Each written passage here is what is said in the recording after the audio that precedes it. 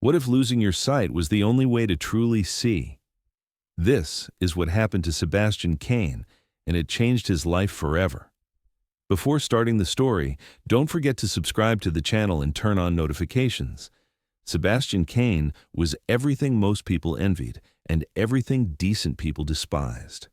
At 34, he was worth $3.8 billion, devastatingly handsome with piercing green eyes and a smile that had charmed countless women into his bed and broken just as many hearts.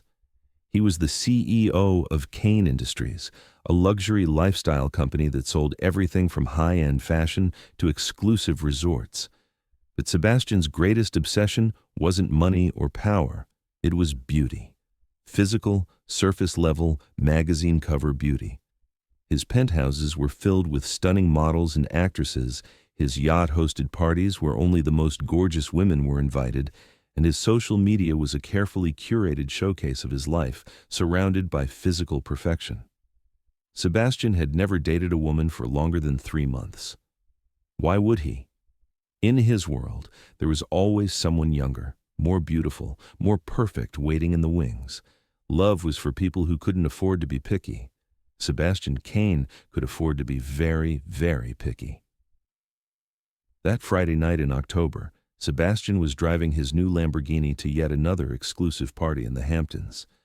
The car was a $400,000 symbol of his success, and he was eager to show it off to the models and socialites who would be there. His phone was buzzing with texts from various women, each one more desperate for his attention than the last. As he checked one of the messages while driving down the winding coastal road, Sebastian didn't see the deer that wandered onto the highway.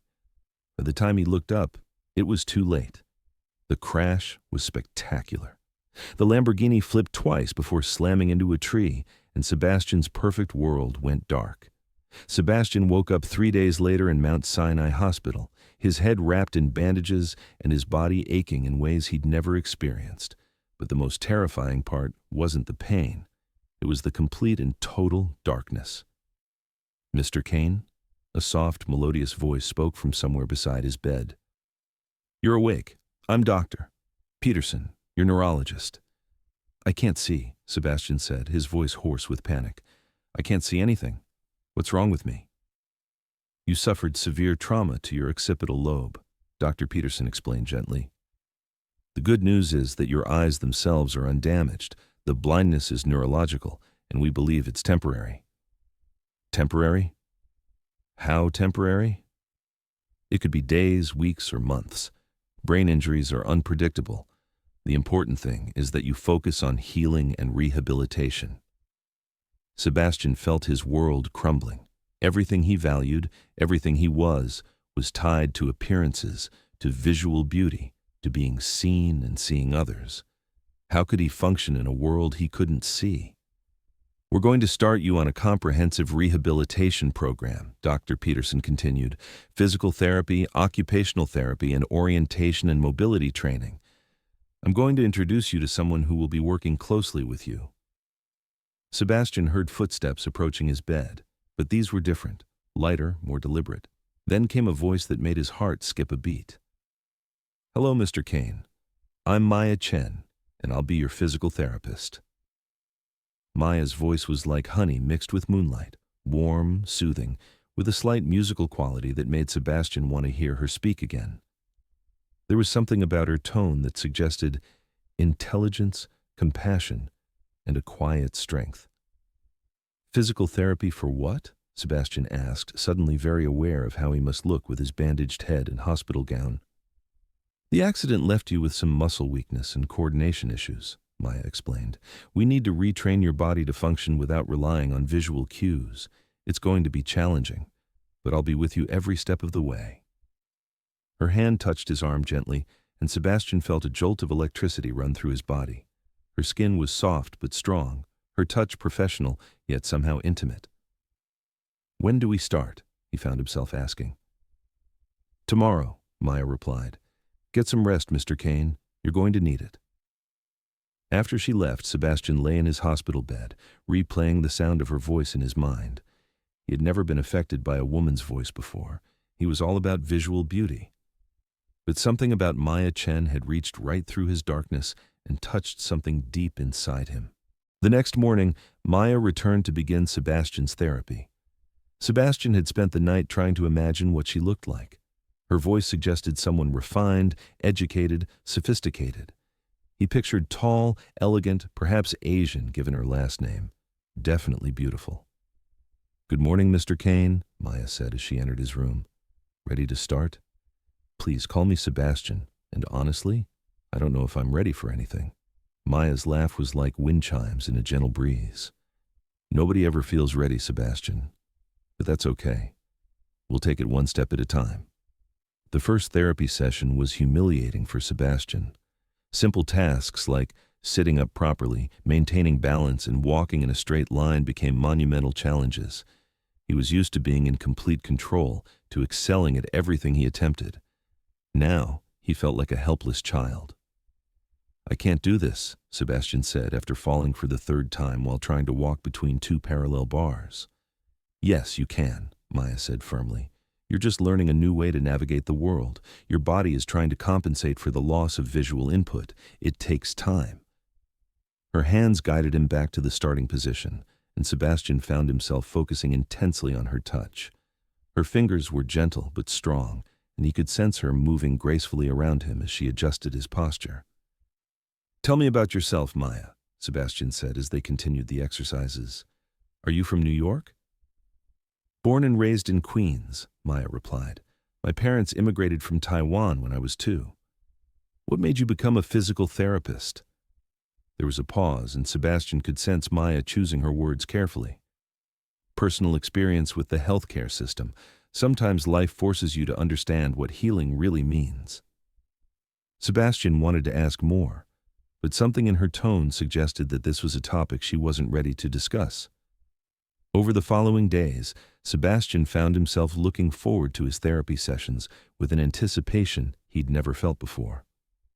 Maya was patient, encouraging, and incredibly skilled at her job.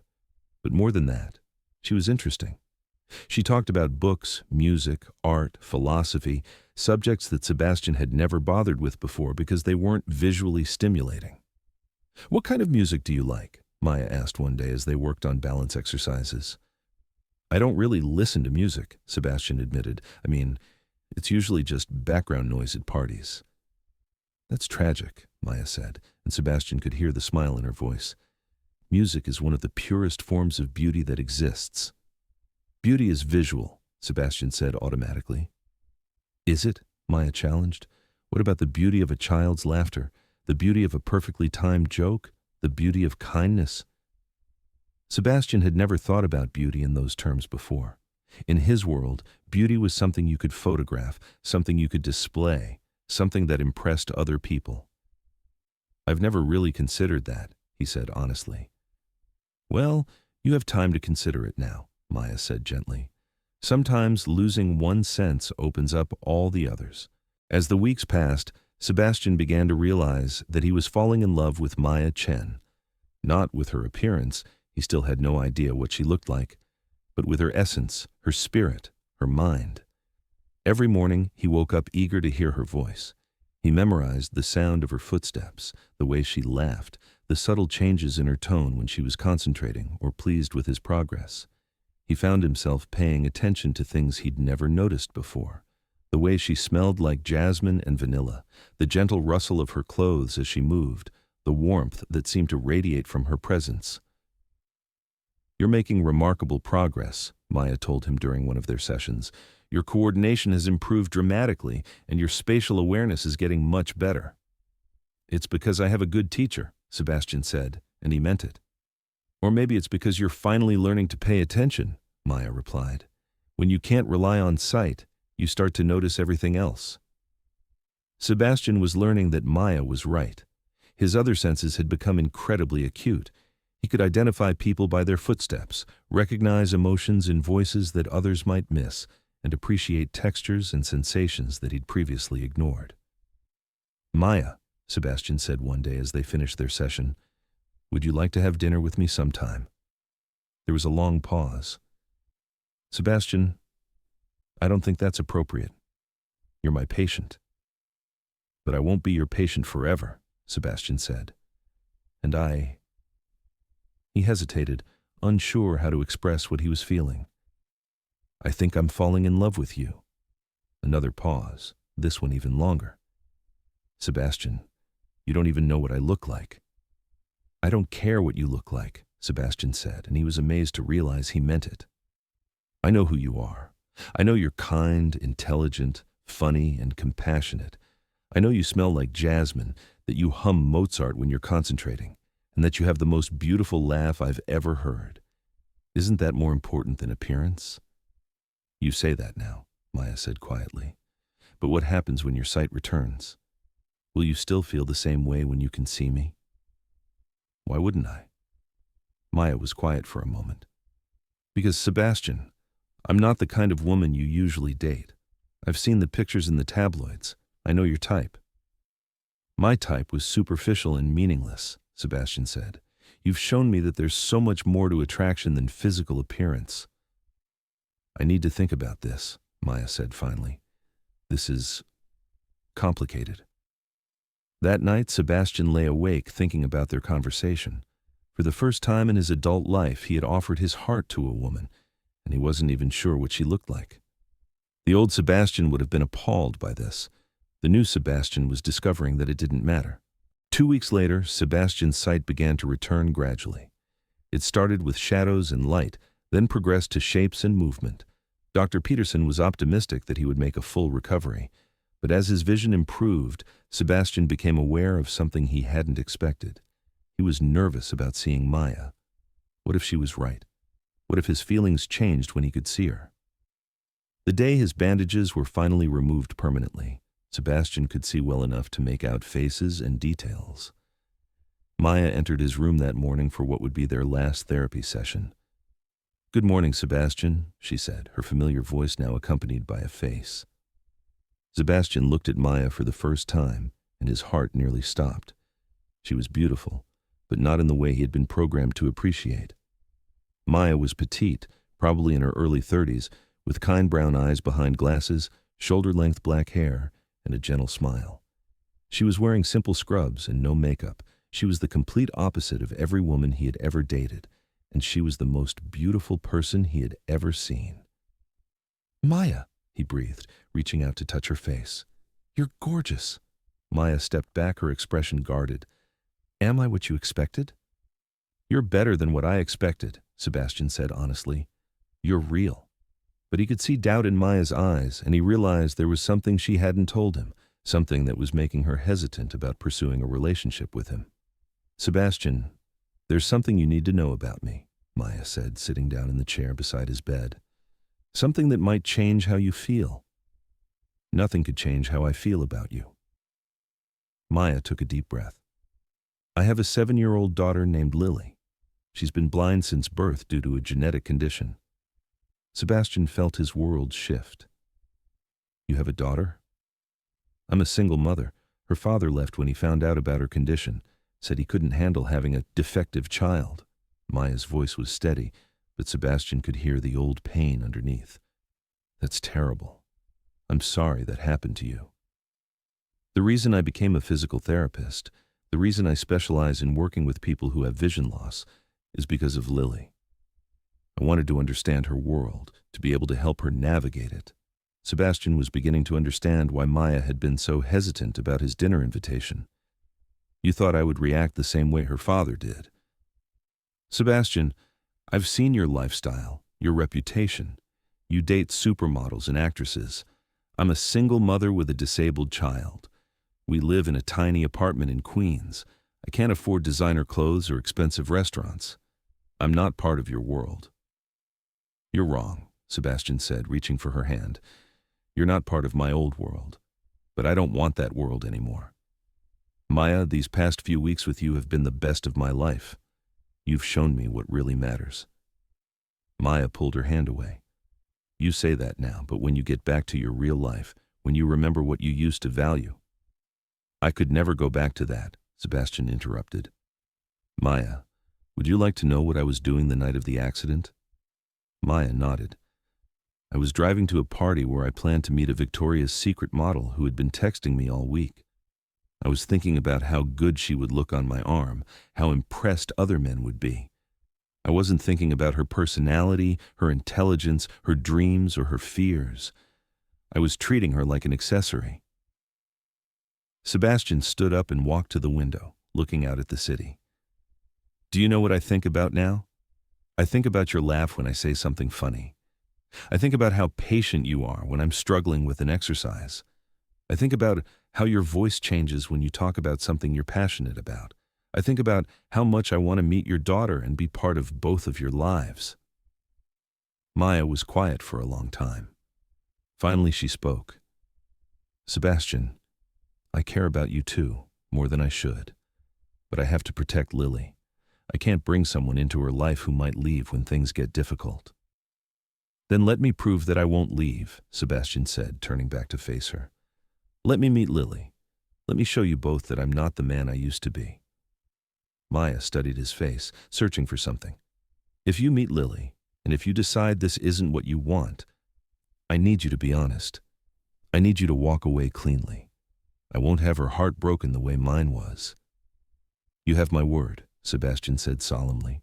3 days later, Maya invited Sebastian to her apartment in Queens.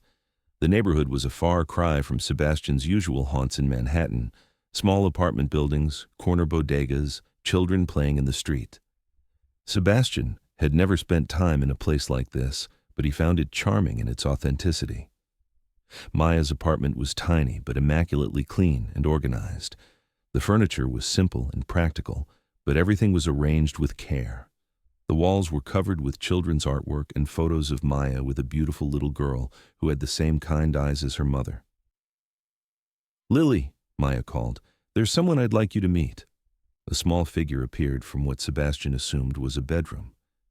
Lily was petite like her mother, with long black hair and expressive brown eyes that didn't quite focus on Sebastian's face. She was using a white cane and moved with the confident navigation of someone who had adapted well to her visual impairment.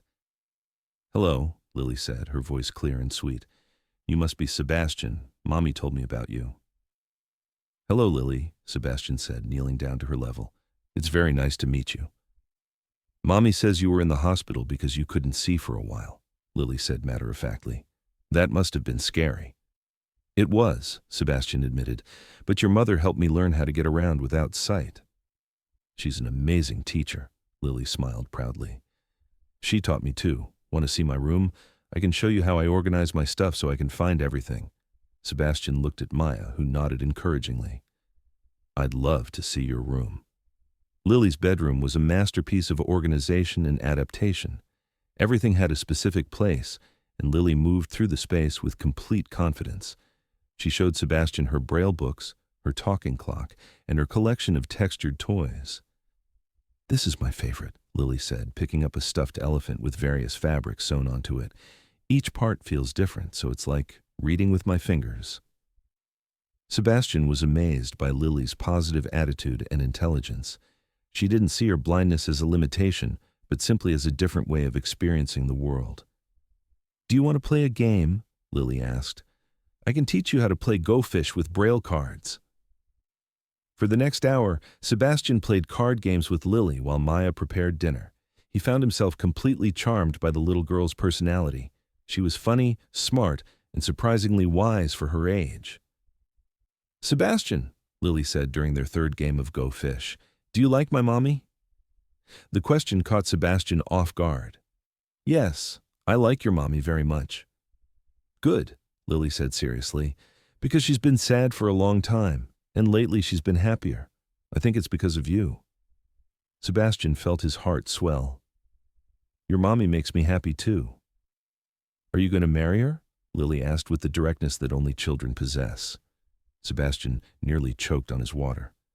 Well, that's something your mommy and I would need to talk about. I hope you do, Lily said. It would be nice to have a daddy who stays. The simple statement hit Sebastian like a physical blow.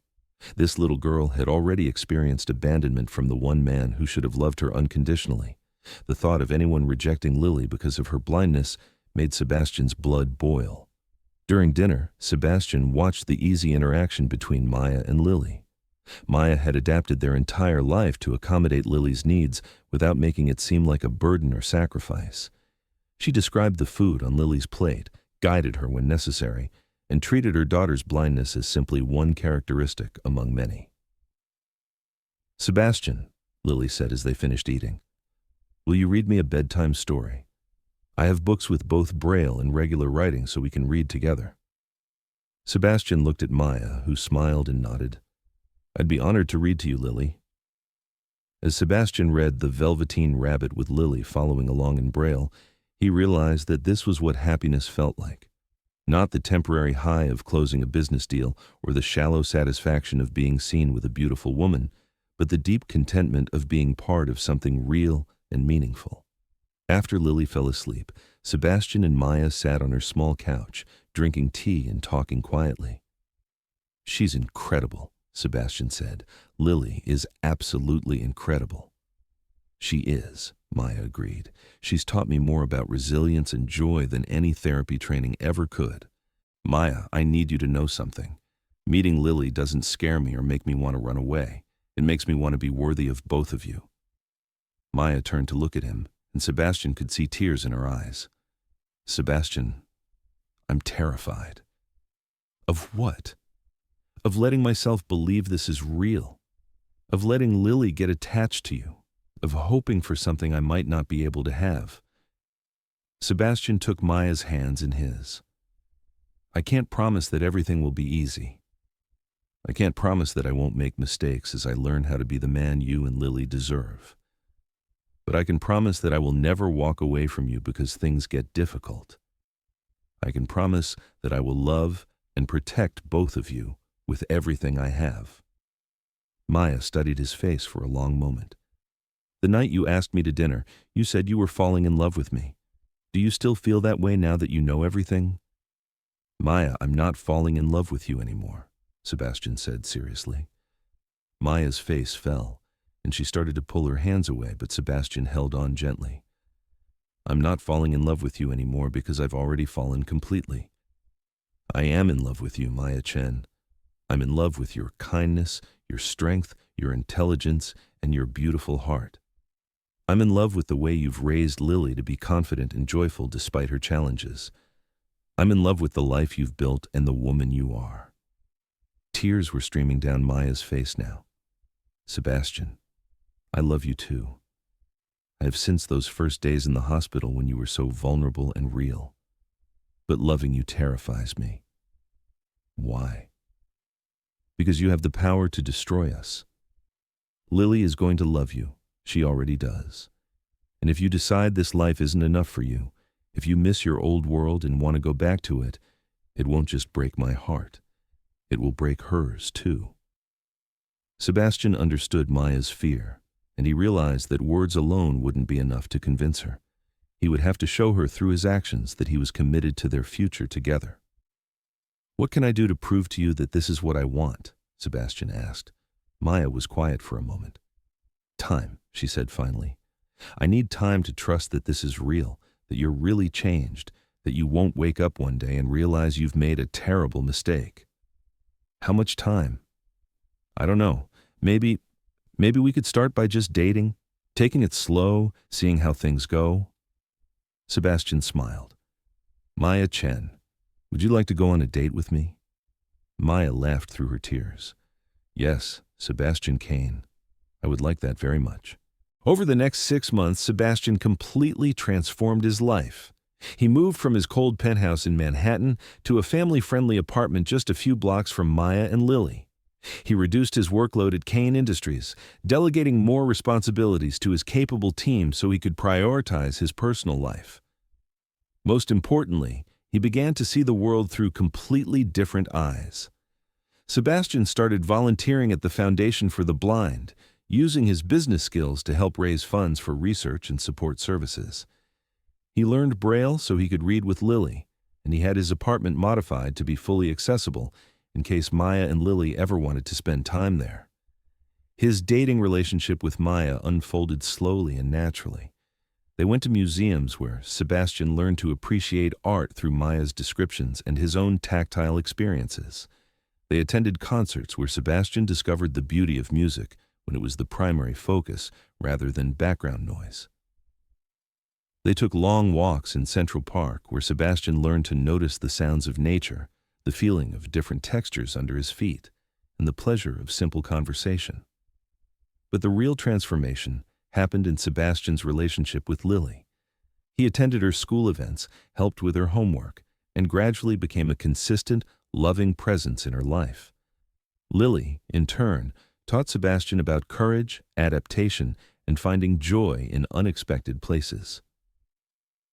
"Sebastian," Lily said one evening as he was helping her with a Braille reading assignment, "why do people think being blind is so bad?" The question caught Sebastian off guard. "What do you mean?" "Well, at school, some kids act like they feel sorry for me, and sometimes adults talk to mommy about me like I'm broken or something. But I don't feel broken. I just experience things differently." Sebastian thought about Lily's question seriously. "I think sometimes people are afraid of things they don't understand, and some people think that being different means being less than, which isn't true at all." "You used to think that way, didn't you?" Lily asked with her usual directness. Sebastian was amazed by Lily's perceptiveness. "Yes, I did. I used to think that people were only valuable if they looked a certain way, or could do certain things." "What changed your mind?" "Meeting your mother," Sebastian said honestly. "And then meeting you. You two taught me that the most important things about a person can't be seen with your eyes." Lily smiled.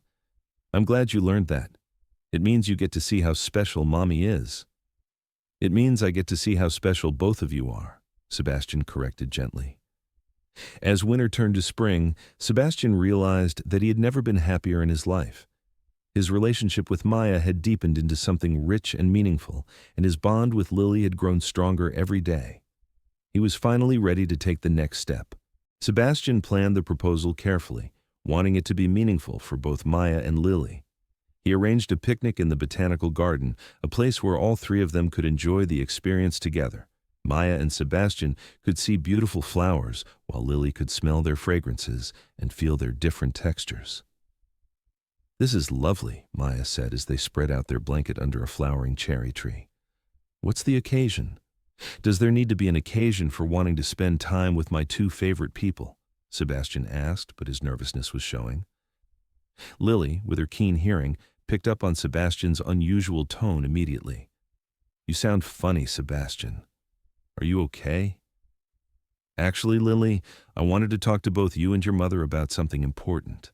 Sebastian knelt down so he was at Lily's eye level, then reached for Maya's hand. "Maya, Lily, these past 6 months have been the best of my life. You've both taught me what love really means, what family really means, and what it means to be a good man." Maya's eyes widened as she realized what was happening. "Sebastian." "Lily," Sebastian said, addressing the little girl first, "I'd like to ask your permission for something. I'd like to ask your mother to marry me, but only if it's okay with you, because you're part of this decision too." Lily's face lit up with joy. "Really? You want to be my daddy?" "I would be honored to be your daddy if you'll have me." Lily threw her arms around Sebastian's neck. "Yes, yes, yes, yes, I've been wishing for this." Sebastian hugged Lily tightly, then turned to Maya, who was crying happy tears. He pulled out a ring box and opened it to reveal a beautiful but understated engagement ring.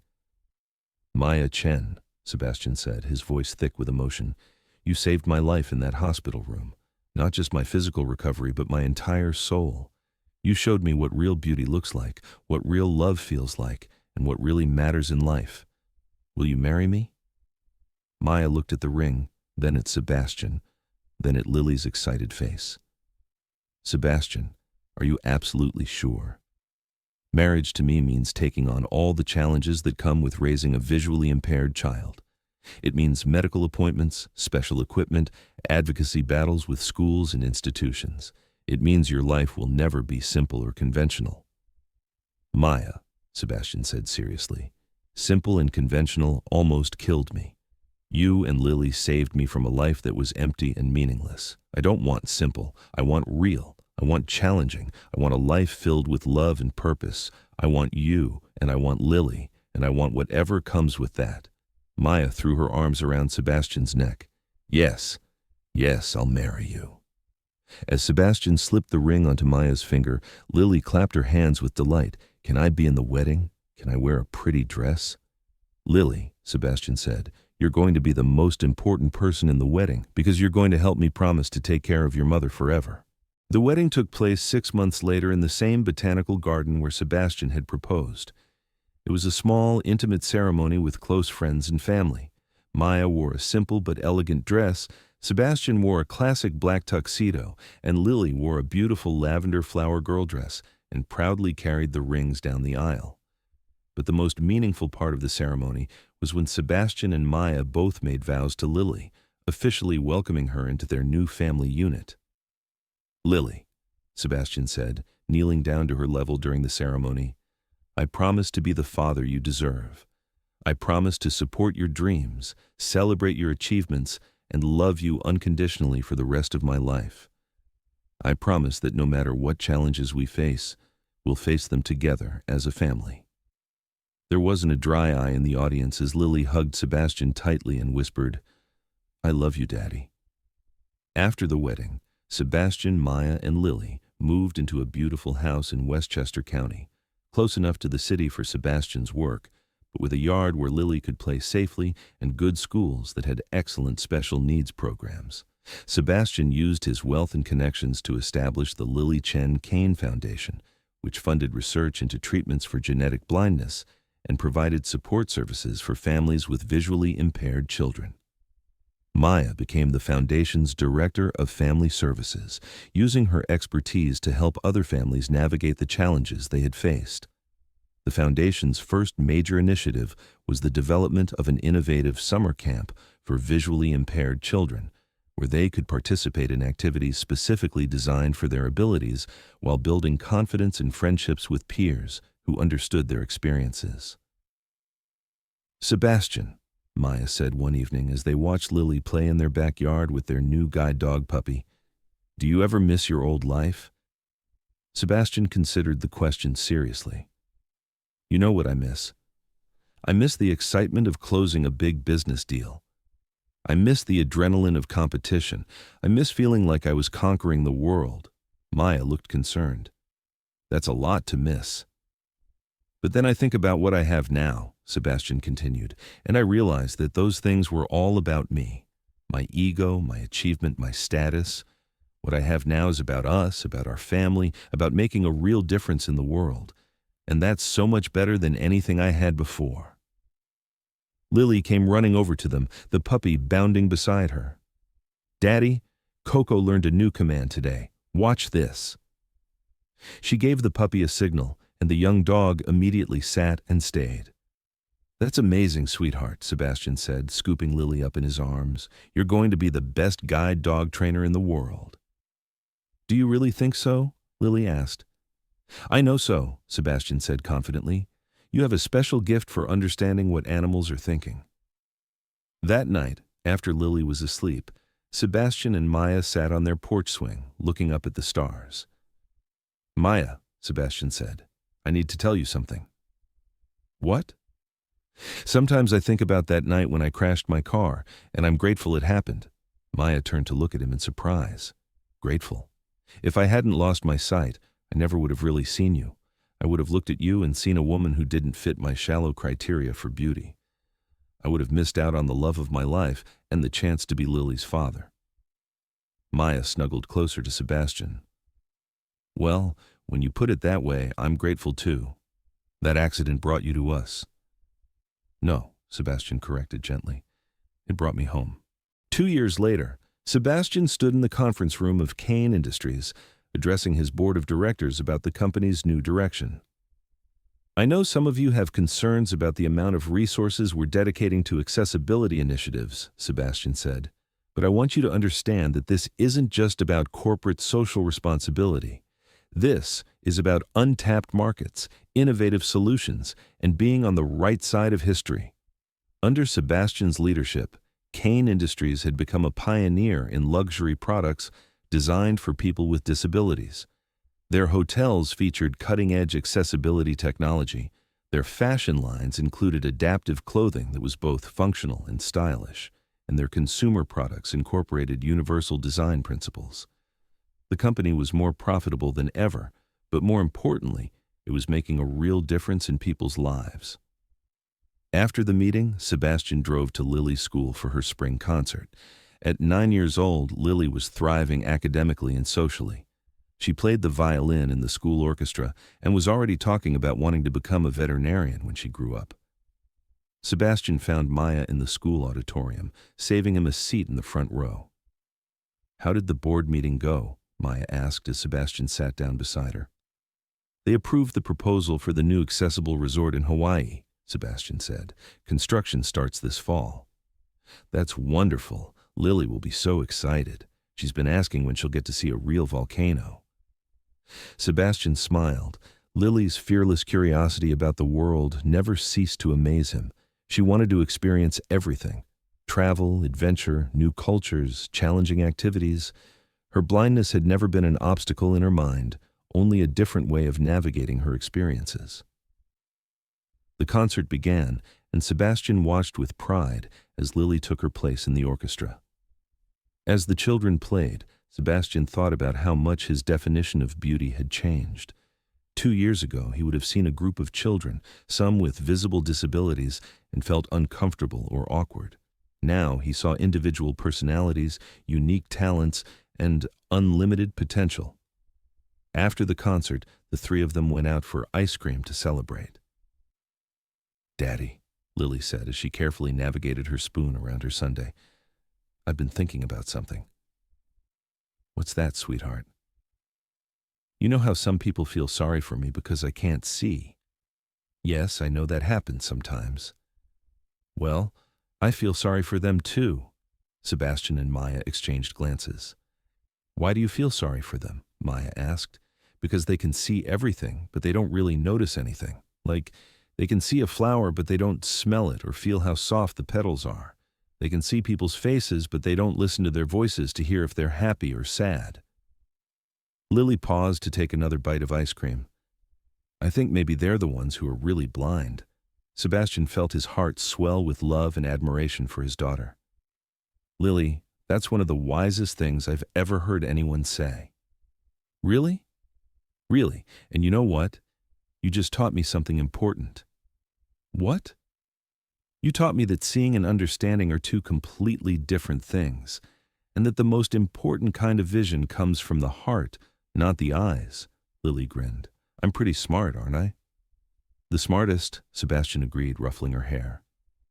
That night, as Sebastian tucked Lily into bed, she asked him a question that had become part of their nightly routine.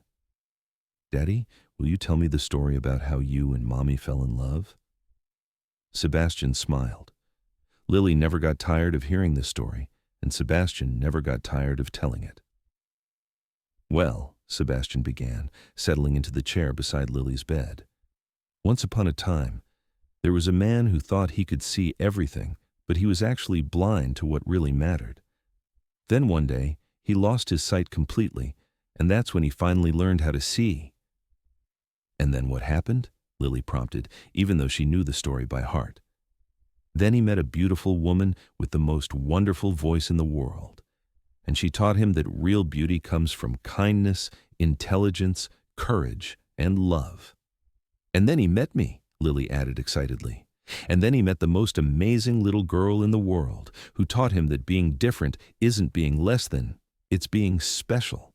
And they all lived happily ever after." "The end," Lily said contentedly. "The end," Sebastian agreed, kissing her forehead. "Sweet dreams, my beautiful daughter."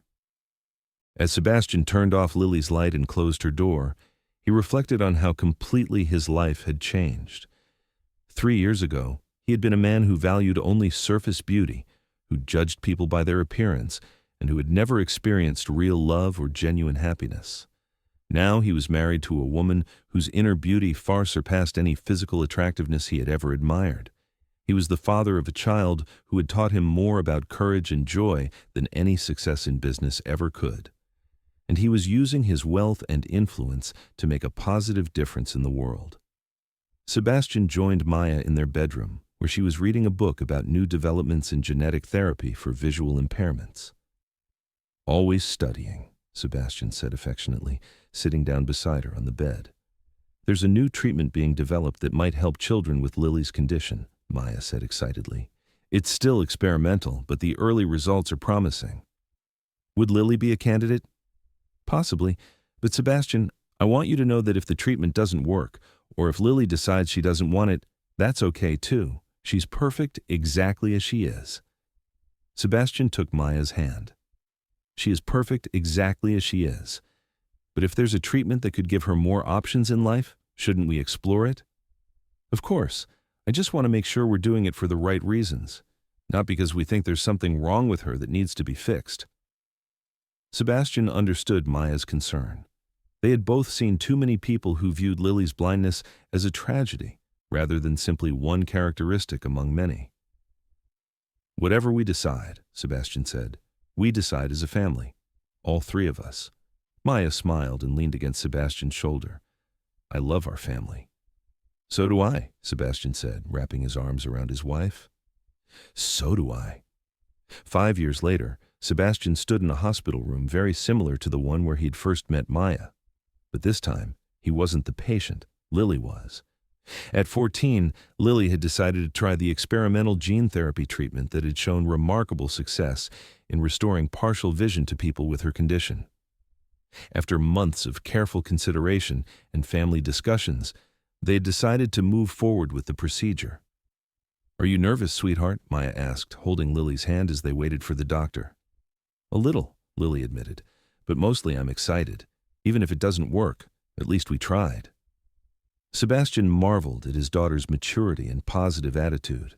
Lily had grown into a confident, compassionate teenager who excelled academically, played 3 musical instruments, and volunteered regularly at the animal shelter. Her blindness had never held her back from pursuing her dreams.